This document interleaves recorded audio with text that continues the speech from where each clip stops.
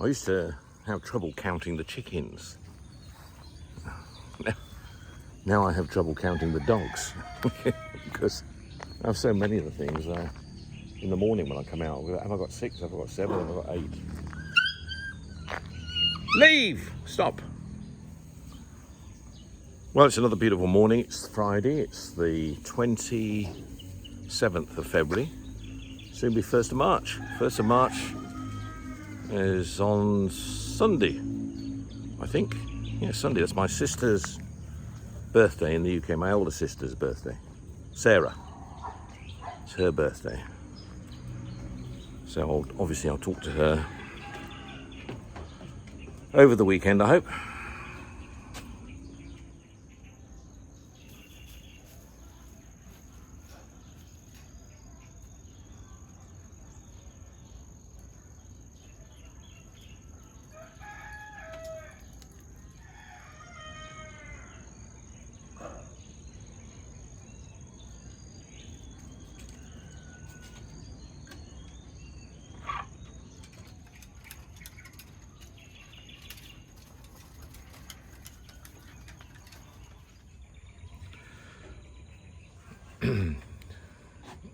I said in a previous video, when you come to a place like the Philippines province to live, to retire, or to live a new kind of life, you should try and avoid bringing your UK or your own home country way of life with you. You should try and leave it back in your home country. I mean, literally what I'm talking about is I'm saying you should, hello Miggy, you should try and avoid living here like you would live in the UK or in your home country. You should avoid that altogether. Hello, what have you been doing? What have you been eating? I don't know. That's what you should try and do. So,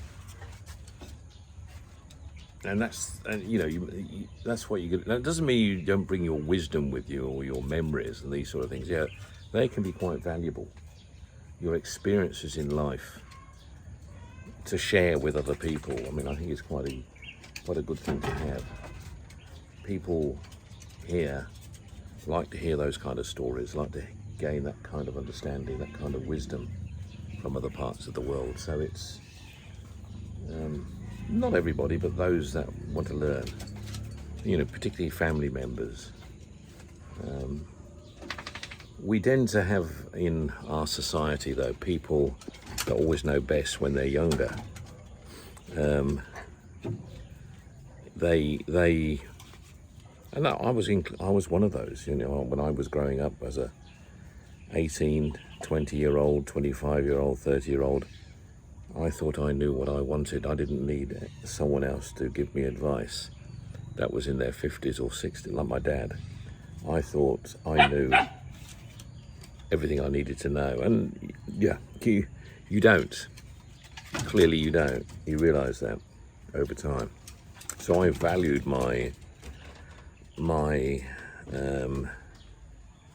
father's wisdom in my late 40s and early 50s until he passed away, and then I realised what I'd lost in terms not just as a father, but someone who had a great wisdom, who I used to share lots of things with.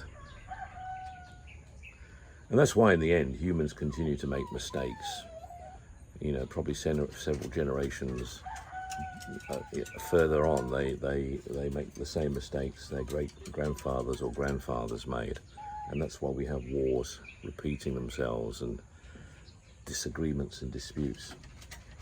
And that's why in the end AI, super intelligence, will win this process of enhancement in the world, because at the minute you do have super AI governing, the one thing is they will learn from their mistakes and then learn it once and that's it. It doesn't have to, and you don't have to have every agent having to learn it for the first time errors can be transmitted within seconds to each other, and it can be then something they learn and don't do again. So this is the advantages of AI in the world.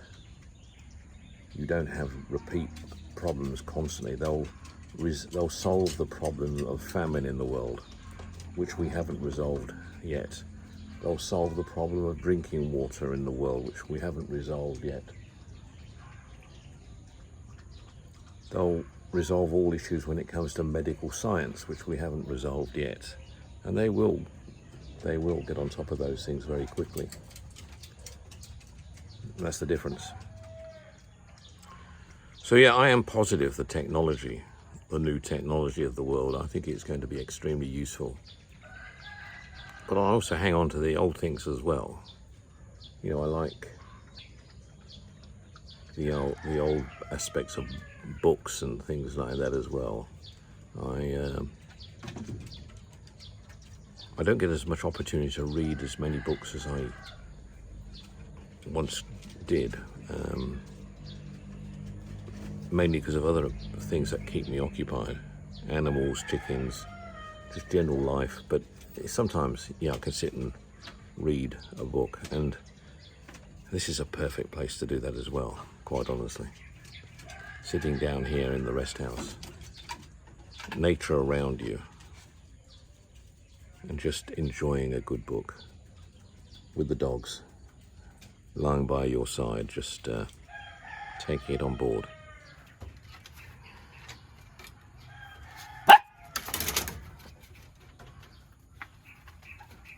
What are you barking at, Miggy? What is it?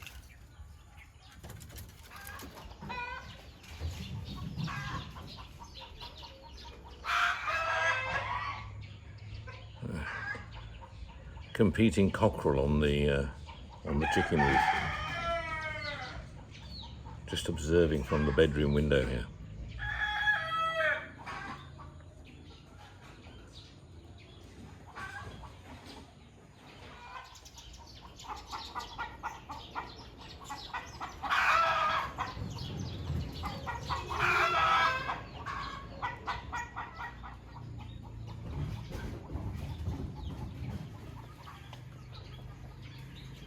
This bougainvillea here among the fruit trees, actually it was Nanai planted that for us. We had a gate here with a entry into the area we'd have fenced off in the back here. Oh, long before the house was even being considered, really. And yeah, so we've kept it. We'll get it working for us around the back here as well. Working in this area here.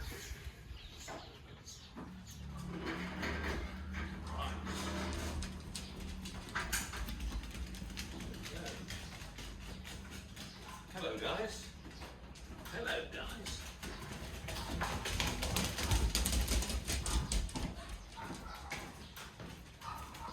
What are we doing now in here? Eh? Okay, this is just a temporary gate to keep the dogs out at night. There we go. There we go. Yeah.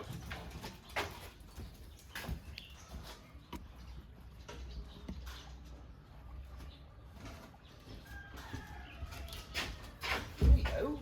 Hello.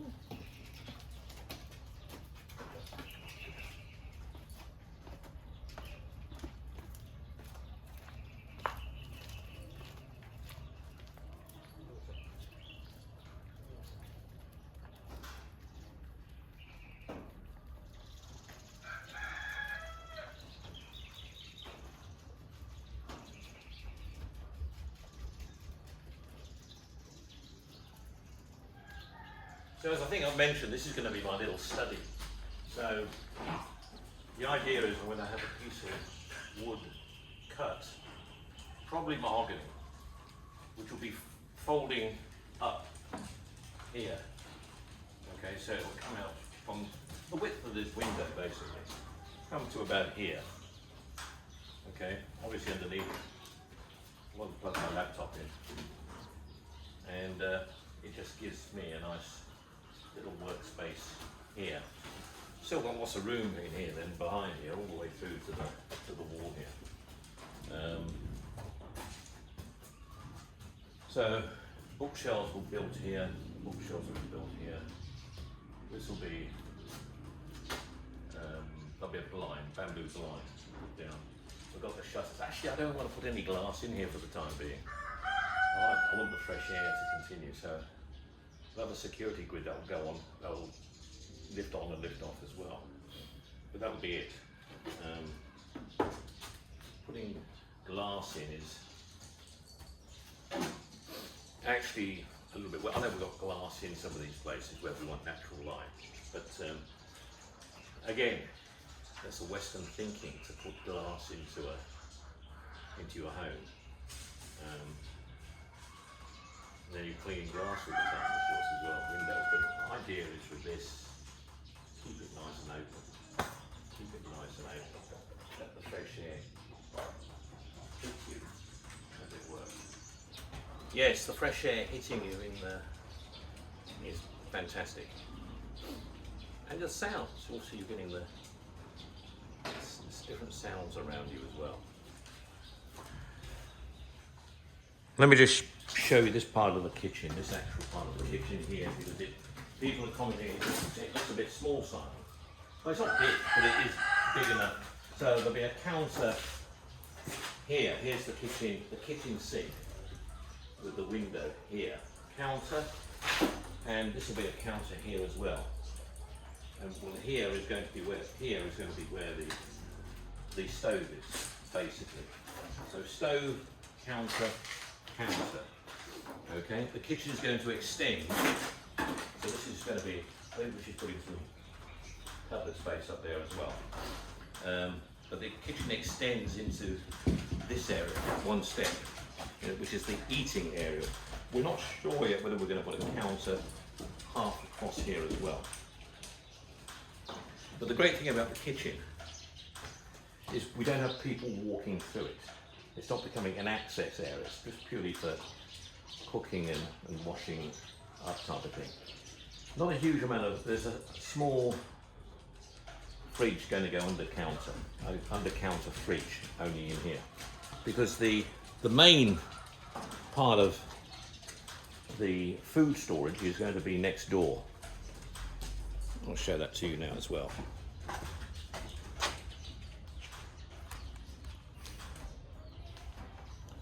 So in here, I'm not going to go in here because there's a lot of work and crap and stuff in here, but basically it's going to be a fridge freezer, and then storage space, and then storage barrels for bulk rice, bulk flour, bulk sugar, etc. And then the shelving, racking with other ingredients that Richie requires in bulk. Dried fruit and this kind of stuff she uses a lot of as well.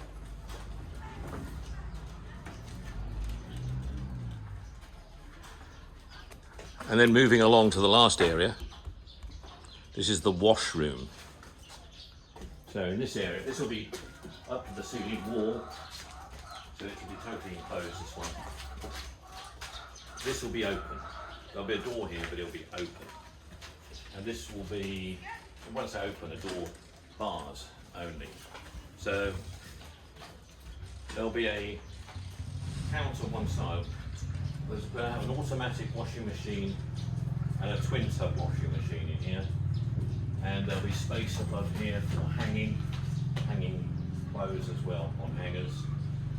And she's having a counter here for laundry baskets and things like that, just coming across here. So that's I see there's a plumbed in spot here for access for water as well. I think she's having a sink in here. The washing machine's going over there. Sink is going over here. So she's got a sink as well. I can't remember the layout of this room, but it's basically open. So you can look around, you can see what's going on, see Vanjie next door, see the chickens over there. And the doors will be open, basically.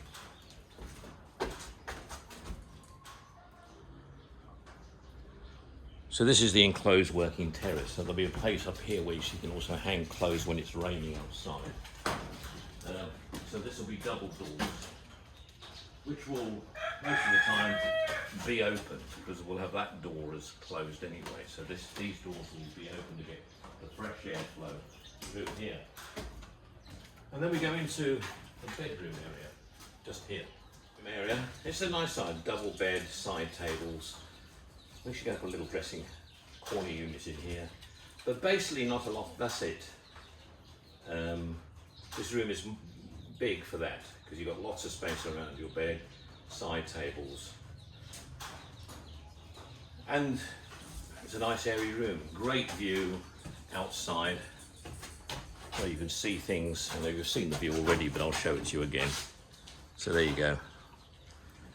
Greenery, chickens, bougainvillea, and so on. And then in here we have Rich's walk-in dressing room cupboard as well.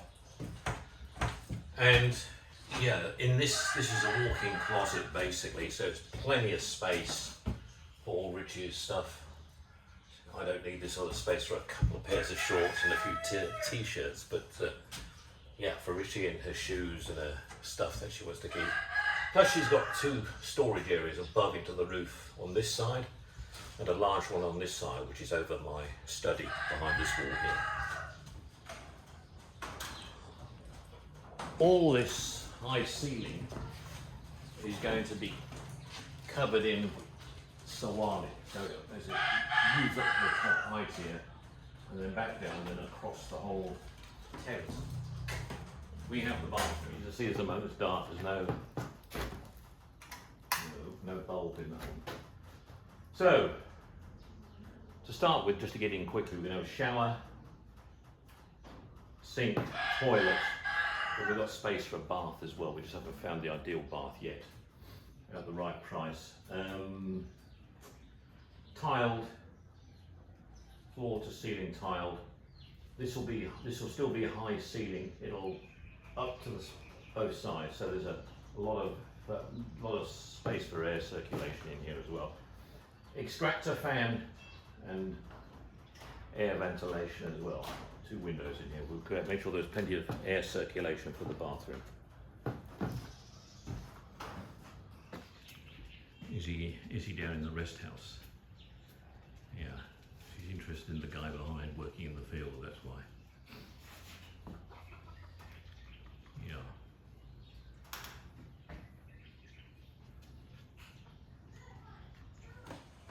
So in the centre part, the living space area, we're talking here will be the dining kitchen area where I'm standing now, really. Table, chairs. Here we'll have couch, chair, TV screen, and then obviously we'll have the large double doors here opening up again, which will remain open most of the time. So couch there, TV there, dining room, stroke, dining area there. Of course, we'll also have dining both sides of us out here on the terrace as well. So that will be dining on the one side and sitting on the other side. So yeah, I've taken you through roughly the flow of the place, what it's going to be like. Of course, what we want to do now is just get it finished. That final push. I mean, electric's in, plumbing is in, apart from just the toilet and putting those in, which aren't. So the major cost of everything is done. You know, we're flooring the main floor area, this sort of the terrace plus the central part, living area. We want a wooden finish, wooden tile finish, or a wooden floor finish. This is thick marine ply that we're walking around on at the moment, which is all right. I mean, you could live with that for a little while you source your right flooring. So I'm less worried about. I'm not going to put any flooring down. I want to make sure it's the right flooring.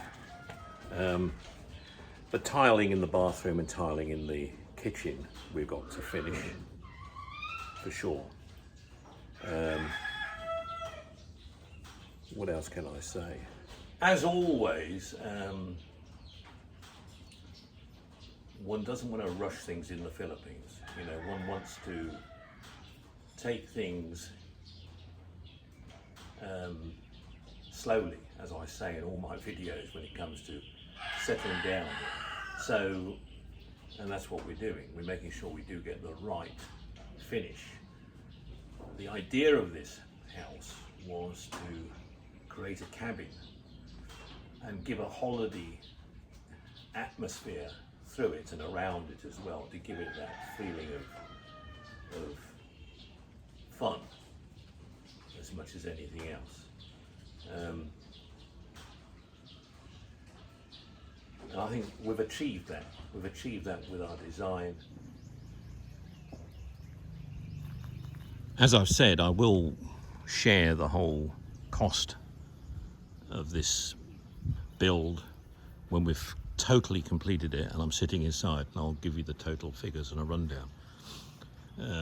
But it'll probably blow your mind in terms of the cost of actually doing this, being patient with getting the right materials, and it's given us something that's we can also be proud of. You know, it's been fun to do this, and we've just patiently kept going with it. Even when the typhoons were on last year, when we were building, just getting the roof on, we were getting worried at one stage, but it stood that test as well, which is fantastic. Would I do this again? Yes, I would. Many times over. I would do this many times over. It's been fun. It's been great to do. And when you can do things like this at the sort of costs I'm going to tell you about in the future, you'll say, well, actually, yeah, you could do that and afford to walk away from it even. And that's the point. You can't do that in the UK. I don't know if you do this in Africa, South Africa, no, either. Certainly you could probably can in other parts of Africa, but certainly not now in South Africa. Side, I just forgot to show you Mikey's room, didn't I? Which is in here.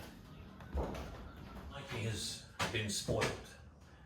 He's probably got he has got the biggest room in the house, actually. Nice space, so he can shut himself away in his den and do what he needs to do. He also has his own storage area, lots of space where he can store his things. So no doubt Rich will be using it more than anything. But a nice size room, this.